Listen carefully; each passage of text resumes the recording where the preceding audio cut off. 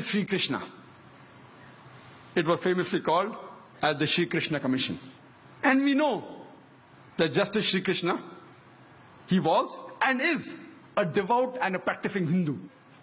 But at the same time, he's an upright and honest judge, just like how we have Justice Suresh here. An honest and an upright judge. The verdict he gave, it did not go down the throat of the government. It takes a few years. And he had analyzed the full cases of the riots.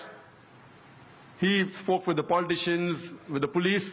Individually, he visited 26 police stations, analyzed the records, spoke with the police officers, junior and senior, spoke with the victims, spoke with the media, and after a great deal of research, he presented, we have this damning verdict of Sri Krishna Commission. He even gave suggestions, how can we prevent these riots? But, it takes time. By the time this happened, the government says bygones are bygones. Because they know if they implement the report, they are afraid that they will lose the vote bank. At that time, to appease the minority, they appointed the commission. How many commissions? I don't know. I don't know how many commissions have been implemented. I think Justice Suresh can tell. How many commissions that they appoint have really been implemented in India? How many? So here we know it is their delaying tactics. The innocent Indians, especially the Muslim victims, we have faith in the judiciary system of India. If the politicians betray us, if our other citizen fellow members betray us, if the police betrays us, in this country, we have yet faith in the judiciary system. And we know that finally, most of the innocent people, whether they are arrested, etc., they are finally released. But the damage done to them, it cannot be undone.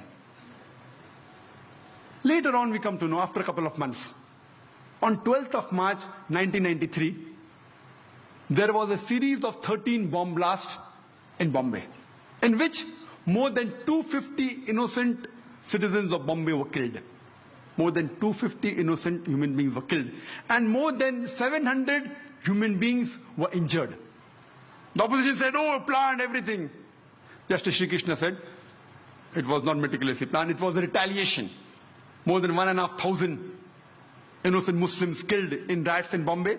More than 1,500 innocent Muslims during the Bombay riots of December 92 and January 93 were killed. It was a retaliation. And the authorities and the police said it was done by Muslim underworld with the help of some others. That's how the bomb blast took place. And they say, all of them agreed, even the police commissioner, they agreed that it was a retaliation to what had happened in Bombay. We know that immediately after the riots of December 92 and January 93, it was difficult for the Muslims to walk on the streets. It was difficult for him to travel in the train, travel in the bus, to work in a non-Muslim area. They were looked down upon, they were ridiculed. Immediately after 12th March 93 bomb blast, those scenario changes. Most of the Muslims, they know that killing innocent people is prohibited. Yet, they had a soft corner for these people who did the bomb blast. They were happy internally. In Islam, two wrongs don't make a right. Islam condemns this act. Killing innocent human beings is to be condemned. You cannot kill innocent human beings if somebody else has done injustice to you. You can't kill a third person even if you belong to the same community. Islam prohibits that. Whoever did it, whether Muslims or non-Muslims, whoever killed more than 250 innocent human beings on 12th March 1993, Islam condemns it. Most of the Muslims knew that killing innocent people is haram, it is prohibited, yet they were internally happy. But you cannot use wrong means to reach a right goal. You cannot. Islam does not permit that you use the wrong method to reach a right goal. There cannot be any justification. We realize that Muslims are harassed, they were tortured, they were killed, but you can't justify the killing of innocent human beings. Imagine the family of those more than 250 innocent human beings. When they come to know that the Muslims have killed us, they will think, what kind of religion is this? What wrong did they do? Did they harass you? The person who has harassed you, if you catch him and put him to trial and he is the culprit and you punish him, no problem. All religions give you permission. The innocent people killed on the street, what wrong they did to you? Imagine he will become a permanent enemy of Islam. Islam does not justify the killing of any innocent human being. It is to be condemned. When we realize the chain of sequence of events, who is to be blamed? We come to know that prevention is better than cure. Who is to be blamed?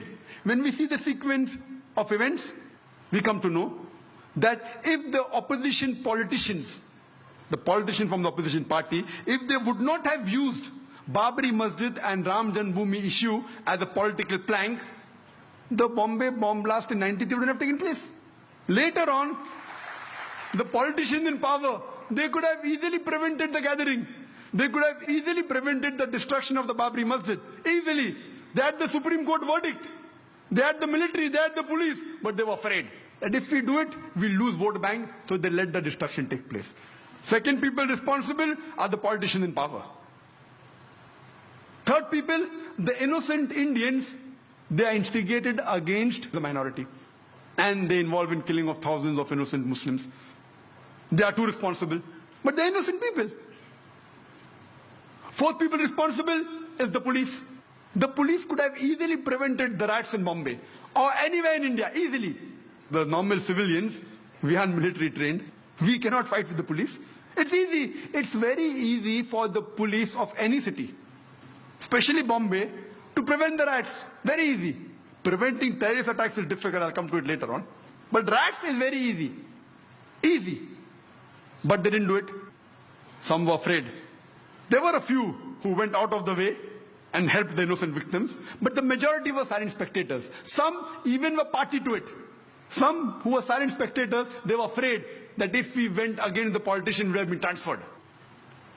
They too are to be blamed. Fourth people to be blamed are the police. Fifth, last, but not the least, the people who committed the bomb blast.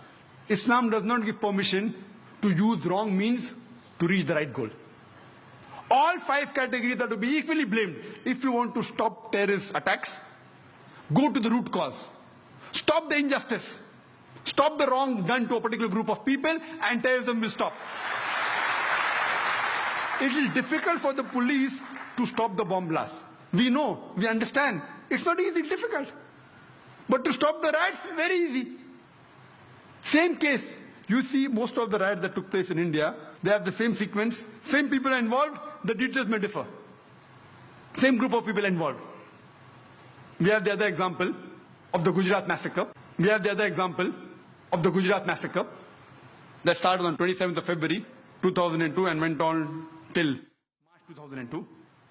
It was followed after the burning of a single coach of the Sabravati Express at Godhra on the 26th of February 2002. We know very well, it is nothing hidden.